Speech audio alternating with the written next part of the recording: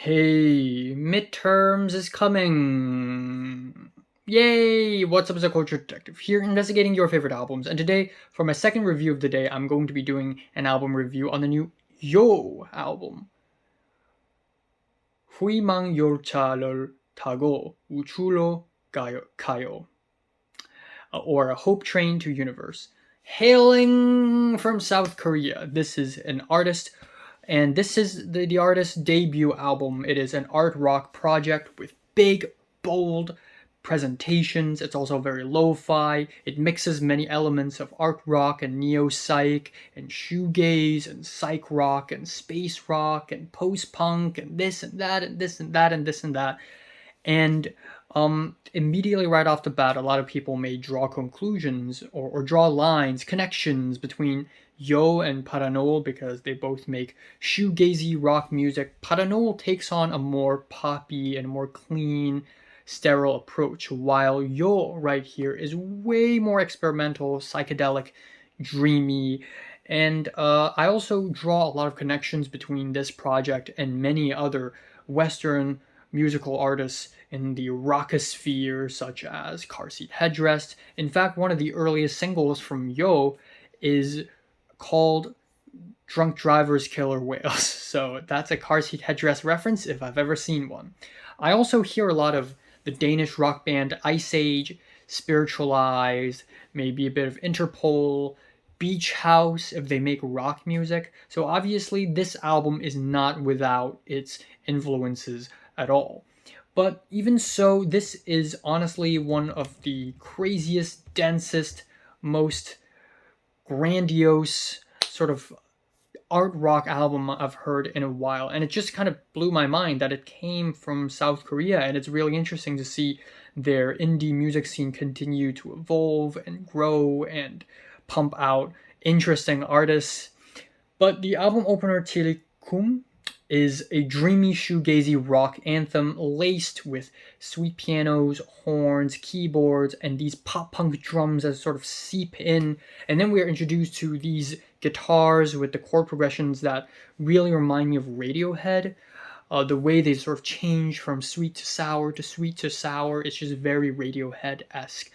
And then the chorus is kind of bluesy, and overall the track is so dense and grandiose and dreamy, it's honestly amazing. The second track is called Tanbi, or Sweet Train, and is a straightforward art rock song a la Spiritualized, with spacey string sections with echoey effects. He or she also managed to pack in a lot of sound effects and speech, like vocal speeches, on the track, and I can tell this is not the first time they have produced music. Like, they probably have some sort of experience prior to this album because the production is genuinely pretty great. It's very lo-fi and mushy and compressed, yet with a lot of texture and sound play. The third track is titled 316, but lo and behold, it's 8 minutes and 16 seconds long. And it is an intergalactic space trip on a bed of soft guitars, soft synths, and the whole thing is super shoegazy and washed out. It sort of builds up later on with bells and compressed percussion, and it just explodes at such an epic climax, and it's another amazing song. Also equally as amazing would be the next track, God's Gift, or 신의 선물, which is a 9.5 minute long epic song with vulnerable vocals a la Will Toledo from Car Seat Headrest, and the chords are really sweet and nostalgic. For some reason, it really reminds me of Crying, the band Crying, which I haven't heard much from nowadays, but I really hope they release something new. But yeah, then we're hit with bold, thick layers of sounds, and they get thicker and thicker and thicker, and they get squashed into pure white noise. But then you suddenly hear these heavenly pianos that sort of carry this noise, and it's just such thick, amazing instrumentation. It's just like, wow. It really feels like the album cover.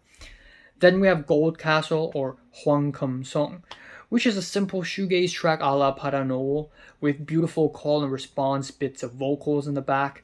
That said though, I think the track is a little too long. It drags on a little bit. And then we are hit with the title track and the album finale, which is easily the rockiest and punkest track on the album. Right off the bat, immediately reminds me of Ice Age, the Danish band. And we also get these bluesy and country flavored guitar licks, which I really love. And also all sorts of American/European rock influences on the track as well. The track hits a steady groove, and then we're introduced with shaky tambourines, blaring horns, and just like any good old-fashioned 1970s prog rock track, it sort of fades out very slowly at the end. So yeah, overall, goddamn, this album kind of blew my mind. It's really freaking good. Originally, I was just gonna give it a 7 out of 10, because it's like a nobody album, like like it's made by some random artist from Korea that nobody really know or has heard of. But I have to admit, the music here definitely impressed me. So yeah. Yeah, South Korea is on a roll. I mean, at the back end of last year, we have Bombing Tiger and Minwi Lee, and now we have this. And I'm just really impressed. So yeah, I'm giving Yo with Hopetrain to Universe a strong 7 to a light to actually a decent 8 out of 10. Why not? So, have you listened to the new Yo album, Hopetrain to Universe? Comments below. Let me know. Subscribe if you want more. And thanks for watching.